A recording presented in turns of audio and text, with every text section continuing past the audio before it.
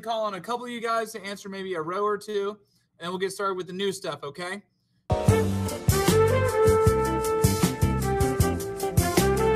We're going to fill out the nickel row, the first one. What's the atomic number for nickel? 28. 28. This particular nickel has a charge of what? +2. You got it, because it has 2 more protons than electrons. Of course, the number of protons is 28, because atomic number and number of protons are the same. And how many neutrons does this particular nickel have? 31. You got it. Love it. All right, and my other victim will be McWiggin. Can't remember if she uses chat or not. McWiggin, can you use your microphone? Yeah. Nice, okay. Let's do the second row. What element has an atomic number 14? Silicon. You got it. This particular silicon has 18 neutrons, so what is this one's mass? 30. You got it. Normally silicon, if you look at the periodic table, has a mass of 28. This particular one has a mass of 30 though, okay? It has 14 protons. And how many electrons does this silicon have? 18. You got it, because it has 4 more electrons than protons, because it's a -4. Great. Excellent work, McWiggin. Okay, so let me see here. Let's talk about what's going to be on your quiz on Friday. Okay, so you have a quiz this Friday, which no one's surprised by. But here's the deal. It covers all of atomic history. So let me be very clear. It covers atomic history 1 through 5. So that means last Monday and last Tuesday, plus this Monday and this Tuesday, plus the new stuff we're going to learn today. Okay, so atomic history 1 through 5. Usually your quiz just covers that week's Monday, Tuesday, Wednesday, and Thursday stuff. This particular quiz covers last Monday and Tuesday, since it was a weird week, and then everything from this week, okay? There's going to be a huge matching section. So what's going to happen is I'm going to have a list of like 20, 25 different parts of atomic history. So one of them will be like, this guy used the cathode ray tube, or this guy found the neutron, or whatever. And you're going to need you'll have a big list of names, and you're going to need to take the correct name and pair it up with that scientist's model or their discovery or their experiment or something like that. So you will be able to use scientist names as much as you want. So you may use the same scientist to answer like 4 of the questions.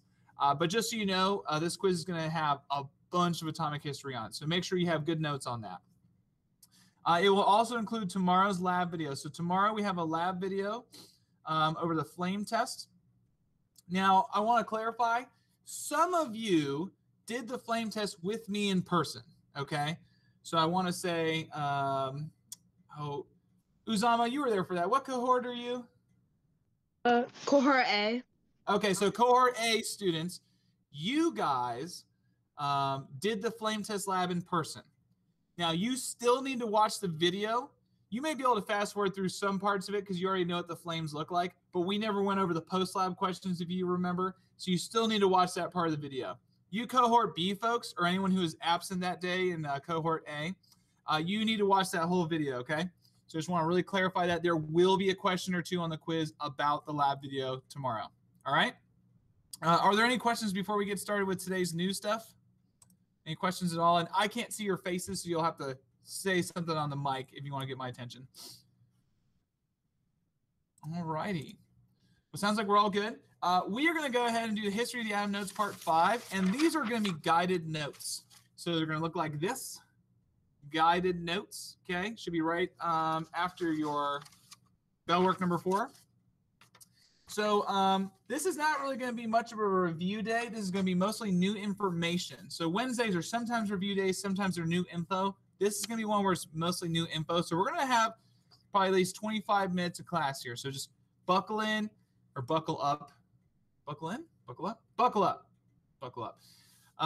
Just make sure you are ready to rock because we're going to be drinking through a fire hose here. A lot of new information coming at you.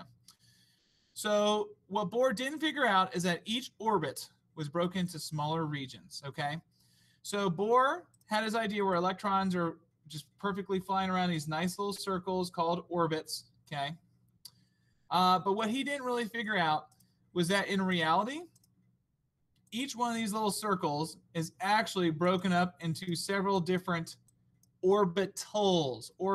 And we learned in yesterday's video that an orbital is like a region or a space where electrons probably are.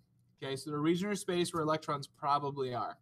And so I use the example where my classroom 245, is where I probably am on a school day.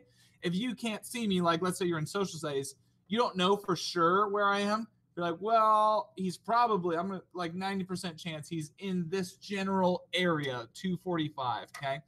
So you don't know whether I'm sitting at my desk or in the back of the room or at a sink, but you know I'm somewhere in this general region or space. And so Bohr was correct with the lowest energy electrons. So electrons that are really close to the nucleus, like this guy right here is really close to the nucleus. So like hydrogen's electron, it just has the one, it's really close to the nucleus. Bohr's model was really great for that. But as we got higher energy electrons that are further, so maybe like this guy, further from the nucleus, high energy, his model didn't really work very well. And that's because orbitals, again, regions of space, are what we know of in reality these days. So we need to talk about these different orbitals. And again, an orbital is a space where you will probably find an electron, okay? So it's a space where you will probably find an electron. And this is a chart in your notes that you're going to be able to fill out. Okay, so just like there are different classrooms at Westfield North, so like a science classroom does not look anything like your math classroom. So I got sinks and the black lab tables and all that stuff. There are different orbital shapes and sizes. So the first type of orbital is an s orbital. Now there's only one type of s orbital, and it's just a regular sphere. So I think S is a sphere. So it's just this little sphere shape right here in orange. Okay. Now the next orbital type is a p orbital. Okay. So a p orbital, and I think there are 3 of them. And I think of the word pair because they look like, here's like a pair here, here's another pair, here's a third pair. Now what these are doing, they have different orientations. So this one is going up and down. This is like a y-axis p orbital. This one's left and right. This is like an x-axis p orbital. And this one's a little hard to see on a screen, but this orange part is going into my smartboard and this blue part is coming out of my smartboard. So this is like on the z-axis, so think like a 3-dimensional plane. And I remember that these shapes are the p orbitals because I think the word pair. So think of like a pair. The third type of orbital is a d orbital. So there's 1 s, there are 3 p's, there are 5 d orbitals. And I think of the word daisy. So if I were to try and draw one of these orbitals, okay, not have these 3D shapes, I would just draw something like this. Okay, so sort of shaped like a daisy, where it's just got like the 4 little lobes like that, or 4 petals, whatever you want to call it. There are 5 d orbitals. I could ask you to draw an s, p, or d, because those ones are easy. Here's an s orbital, boom, a circle, done. Here's a p if I ask you to draw it, boom, done. Here's a d if I ask you to draw it, boom. Oh wow, that was bad. Whoop. It's basically like 2 p orbitals on top of each other like that. But I'll never ask you to draw the last one, which is an f orbital. There are 7 different kinds of those, and they have ridiculous shapes. Here are the f orbitals right here. I'm never going to ask you to draw that, okay? But I do want you to know that f orbitals, there are 7 different kinds of them, and I think of the word funky. I'm never going to ask you on a test, what is the funky orbital? Like, I'm not going to ask you that. That's a made-up term by me. But you should know that f orbitals are a thing and that there are 7 different kinds. Okay, those are 2 things you need to know. Whew, all right. We're going to continue to get a little stranger here. So we got to talk about how energy levels and orbitals are related. Energy levels and orbitals are related. So we're going to talk about energy levels 1, 2, 3, and 4. Again, this is on your chart. You're filling in a chart. Now, energy level 1 is the lowest level energy. and it's the closest to the nucleus. Energy level 4 is the opposite, where it's very far away from the nucleus. And on this chart, it's the highest level energy. Okay. And so in energy level 1, there's only one type of orbital. And that one type of orbital is an s orbital. Okay? And since there's only one kind of s orbital, that means that there's only one total orbital in energy level 1. And how many, what's the maximum number of electrons each orbital can hold? Somebody tell me. How many electrons can each orbital hold again? 2. 2. There you go. Love it. 2. Okay. So if there's only one orbital in the first energy level, what's the maximum number of electrons in the first energy level? 2. You got it. There you go. Because one orbital times 2 is 2 maximum electrons. Okay. The second energy level has s orbitals and p orbitals. Okay. So remember, if there's one s orbital and there are 3 p orbitals, that means there are a total of 4 orbitals in the second energy level. And so what's the maximum number of electrons in the second energy level? Somebody tell me. 2. 8. Oh, wait. 2 in each orbital, and since there's 4 orbitals, maximum of 8. Yep. Does that kind of make sense? All righty. Yeah. Good. In the third energy level, there are 3 types. You get the S, the P, and the D. So there's 1 orbital, plus 3 is 4 orbitals, plus 5 is 9 orbitals. Okay, so you have 9 total orbitals, which means you can have a maximum of 18 electrons in this energy level. And lastly, the fourth energy level has 4 types of orbitals, S, P, D, and F. So 1 plus 3 plus 5 plus 7 means you have 16 total orbitals. And 16 times 2 tells you can have up to 32 electrons. That doesn't mean there are 32 electrons in the fourth energy level. That just means it could have as many as 32 electrons. So if I scroll down a little bit here, so each ring represents one of the energy levels. So this first ring is the first energy level. Okay, and as we just learned, it can hold a maximum of 2 electrons. This second ring represents the second energy level. So this second ring actually has 4 orbitals in it. And so it can hold up to 8 electrons. This third ring, which really represents energy level 3, can hold up to 18 electrons. And lastly, this fourth energy level, which really has 16 orbitals in it, can hold up to 32 electrons. Boom. Okay, and again, energy level 1 is closest to the nucleus. It's the lowest in energy. Energy level 4 is the farthest from the nucleus. It's the highest in energy. All right, so this is kind of wonky. This is kind of wonky, and it's going to get a little weirder still. But then by the time we're doing some practice problems at the end, I think you guys will probably feel a lot better about life. Okay, so I'm going to go ahead and show you a quick video on what this sort of looks like. So this first video is just sort of helping you guys understand the idea of where orbitals come from. Okay, so you might be able to see there's a little black dot moving around here on the left. So that's representing an electron randomly moving around that nucleus, okay? And so what this guy is going to say is, if you took a picture of that electron where it was, like 1 billion times a second, okay? So every time you take a picture, the electron has moved somewhere. Here's what it would look like. Fixed energy around the nucleus. Then imagine that we take a picture. So you got a camera. Every second for a day, a week, or month. We see that all these pictures laid on top of one another. Okay, so you see all these pictures laying on top of one another. They start to form like a circle, where it's basically showing you, hey, the electron is usually somewhere in this area. And that's where the idea of an orbital comes from, is where an electron probably is. Then the other video I want to show you guys, I'm coming over here. Oh, that's not what I want. I want this one. Yep. Here we go. So this sort of shows you how the orbitals lay on top of each other. Okay. So in that first energy level, we just have 1s. So this one's called the 1s. This little guy right here is called the 1s because it stands for the first energy level, S shape.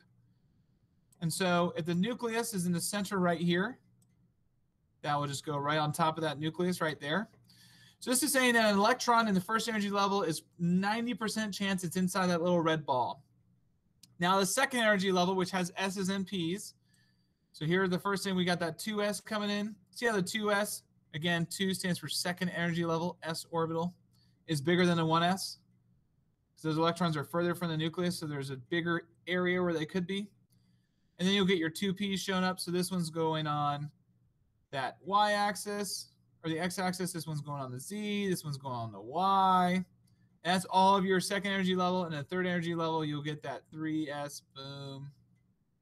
And you'll get your 3p going these different directions. So they'll get bigger and bigger. And again, these are just regions of space where electrons probably are. And so it's just sort of a visual. So if I was going to think about potassium here, so this is where potassium's nucleus is, okay? It has 19 electrons. The first 2 would be somewhere in this area. The next 2 would be somewhere in this area. The 2 after that would be somewhere in either this blue or orange part of this 2p, the next 2 after that. And so these will overlap, boom, boom, boom. And so you sort of get the idea. These regions of space, these orbitals, can kind of overlap with one another somewhat, but they won't take up the same areas. All right. Are there any questions currently that anyone has before I move on to a little bit more stuff? Anyone confused about anything? Need me to repeat anything? Again, I can't see you, so you have to say something in case you do have a question. Okay. All right. Hold on. We got a little bit more new stuff, and then we can get cooking. So now we got to talk about orbital charts. This is the bottom left-hand side of your notes. Orbital charts. Now, I promise you, these look really complicated and confusing. So at this very moment, you're like, oh my gosh, what is this thing? These problems, in about 10 minutes, you'll be doing these problems by yourself with no help, and you'll be just fine. They're a lot easier than they look, but they are intimidating at first. Okay, so first of all, each one of these circles represents an orbital, okay? Each circle represents an orbital. So you'll notice that all the S's only have 1 orbital, whereas all the P's have 3. So like, here's some P's, they have 3, and the D's have 5, and the F's have 7, like we just talked about. And every time we make a slash mark, that's going to represent an electron. So every time we make a slash mark, that's an electron, okay? So we are going to use these charts. You'll always be provided this bubble chart as long as you need it. They're sort of like a training wheels. All you're going to be doing is filling them in with slash marks to represent different electrons. And I also want to point out that the nucleus, if we were to draw it on here, would be somewhere down here, okay? So electrons in the 1s are the closest to the nucleus. 2s are a little further away. 2p is a little further away. 3s is further away, and so on and so forth. Okay. Now, there are 2 rules, and these are part of atomic history, so these will be part of your different scientists you'll learn tomorrow. These are last 2 scientist names. The first one is Aufbau, okay? And his name is spelled A-U-F-B-A-U. So his principle was that you start at the lowest energy and fill up from there. So in your notes, it says electrons fill orbitals from the lowest energy level. So the lowest energy level and fill up from there. So this is the part that goes in your blank. This is highlighting lowest energy. Electrons are lazy, and this is the ground state. So electrons will fill the lowest energy level closest to the ground state first before they do anything else. And I want you guys to notice the 4s. So you'll notice that 4s is actually a little bit below 3d. So you're like, wait, how's the 4th energy level below? But then 4p's up here. Don't worry about why 4s is below 3d for now. just look at your bubble charts and you'll just know to fill in 4s before you get to 3D because it is lower, is pictured lower than 3D, okay? And 4p is next, then 5s, then 4D. So just fill them up from bottom to top. And here's the last rule. So last dead guy that could be on your quiz on Friday. Hun, okay, Hun's rule. You only put one electron in each orbital before you double up, before doubling up. And what this means is that electrons don't like to share, okay? Electrons don't like to share. And I'll show you what these principles mean and these rules mean here in a second. I want you guys to think about Forrest Gump, okay, when he gets on the bus when he's a little kid, and the mean kids are like, seats taken, seats taken. You can sit here if you want, like Mary J. So basically, electrons, if they got on the bus, they would all sit on their own seat, even though two of them can fit on the seat, okay? And they won't double up until there are no other spots left, okay? So electrons do not like to share orbitals unless they have no choice. They're kind of selfish. So I'm going to show you exactly what this looks like. So we're going to start off with, let's see here. We will try, if you want to flip your page, the top left of the back of this page, we're going to take a look at neon. Okay, so we're going to try an example for neon, and then we're going to do gallium. So your problem, the second problem you have is iron. Go ahead and cross it out and change it to gallium, Ga. We're going to do that 1 second, so make sure you change that. Okay. Now, when you're filling out a bubble chart, again, you're probably feeling a little overwhelmed right now, but the moment you see me fill out a bubble chart, you won't feel so bad. You have to find out the number of electrons. This is the key piece of information, okay? So we're told that this is a neutral neon. Notice how it's got a 0 charge. Well, if I'm looking at neon, it has 10, its atomic number 10 has 10 protons, and since it's neutral, that means it must have 10 electrons as well, okay? So this is key. Finding out that neutral neon has 10 electrons. Now, here's how this is going to work. Remember, each slash represents an electron. So I'm going to start from the bottom, and I'm going to go up this way. Remember, energy increases as you go up in energy levels. So I'm going to start from the bottom and go up. And I'm not going to make electrons share an orbital unless they have to.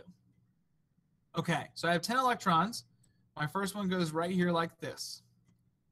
My second electron, it has nowhere else to go. There's no more room in the 1s, so it has to double up like this. So there goes electron 1 and 2.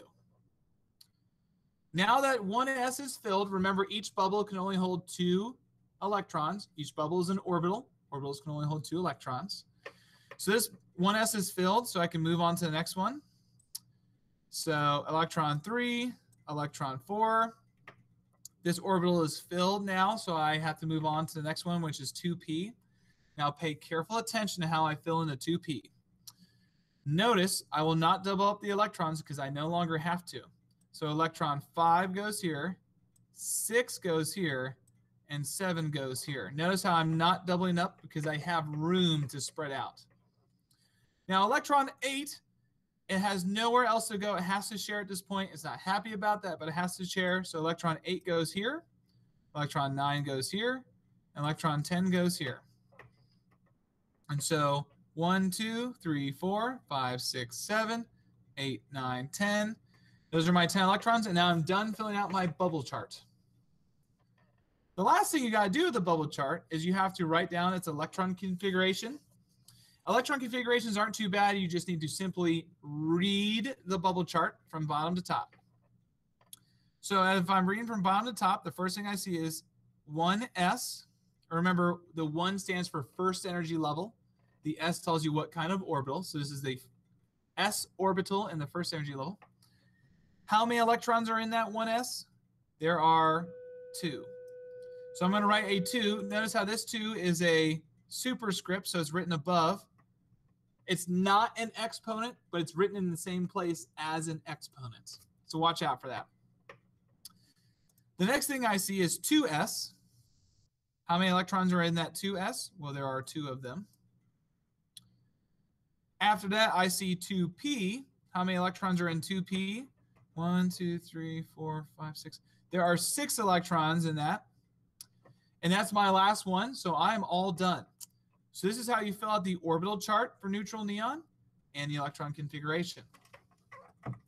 Are there any questions at this time? Was that kind of making sense for folks? I'm going to do another one with you here in a second. Are we feeling okay? All right. We'll try gallium. This is element atomic number 31.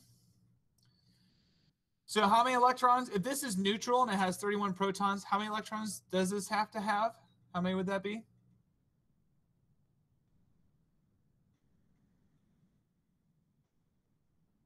$31. You got it. Love it. I think that was Uzama. Thank you. So we have 31 electrons that we have to place. All right. So I'm going to start from top to bottom and move my way up. So I got 1, 2, 3, 4. Notice how I fill out 5, 6, and 7, all separate. 8, 9, and 10. 11, 12. 13, 14, 15, 16, 17, 18. Notice how I fill up 4s before 3d because it's lower. 19, 20, 21, 22, 23. All of these are separate. 26, 27, 28, 29, 30. I have 31, so I'll plop that right there. Okay. So that's how I fill in gallium, a little trickier because it's got more electrons. And now for the electron configuration, I'm going to read just across. So I see the 1s first, and there are 2 electrons in there, followed by the 2s, which also has 2 electrons. Then the 2p, which has 6 electrons. Then the 3s with its 2 electrons. Then the 3p with 6 electrons. Then the 4s. Again, 4s is below 3d with 2 electrons. 3D has 10 electrons, so I'm going to write 10. And pay careful attention to this. Next, we have 4p. And if you forget and you're thinking, oh, this is an exponent. If it's an exponent of 1, I don't have to write that. For exponents, that's true. You don't have to write the exponent of 1. But these are not exponents. These are counting numbers. So you need to write this 1 right here. You have to write this 1 right there. If you don't write anything, I'm sitting there thinking, well, how many electrons are in the 4p? You didn't clarify. So you need to write that 1 right there. Okay. So we followed Aufbau's principle by going from bottom to top. We followed Hund's rule by putting 1 electron per orbital until we had no choice but to double up. Okay. Now, you'll notice on the bottom of your page, you have another box that says Aufbau's principle and that kind of thing. You can ignore the bottom half of this worksheet for now. We will come back to it. For good practice, you can flip to the next page, orbital charts practice number 1. Okay. That would be a good practice for you guys to get ready for your quiz on Friday. I will post that answer key in this Wednesday folder. I will do that right after class here today so you guys can check it. Now, a couple of things before I let you go. So please remember, you have a quiz on Friday. It'll be open from 7:30 to 1:30 p.m. Okay, you can take it whenever you want. You don't have to take it during this class time. It'll have a lot of atomic history, a little bit of orbital diagrams. That's what we're just working on, or the bubble charts, whatever you want to call them. Some atomic structure, so the thing we did on the bell work at the beginning. And there will be a question or two about your lab video that you're going to watch tomorrow, which you can watch today. The folder's open, but so just make sure you know everything that quiz is going to cover.